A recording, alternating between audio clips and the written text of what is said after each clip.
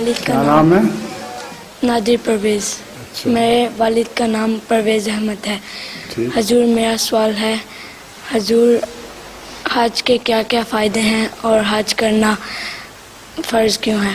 کس کے فائدے کیا کیا ہیں؟ حج کے کیا فائدے ہیں کرنا کیوں ضروری ہے؟ حج کے فوائد تو بہت بے شمار ہیں.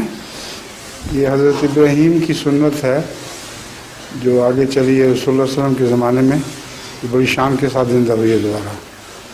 اس کا ایک فائدہ تو یہ ہے کہ اللہ تعالیٰ کی رضا کی خاطر انسان دوبارہ 2 کپڑوں میں اس طرح آتا ہے جس طرح بچہ پیدا ہوا ہے. اور اگر حج سچی نیت سے ہو تو پچھلے سارے گناہ معاف اور نئی زندگی ملتی ہے.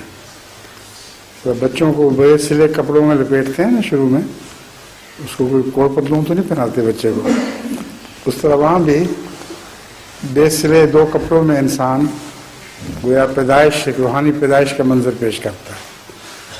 اور اگر قبول ہو جائے تو اس سے بہتر کوئی چیز نہیں ہے کہ ساری زندگی گناہ معاف اور اثر نو دوبارہ شروع کرے.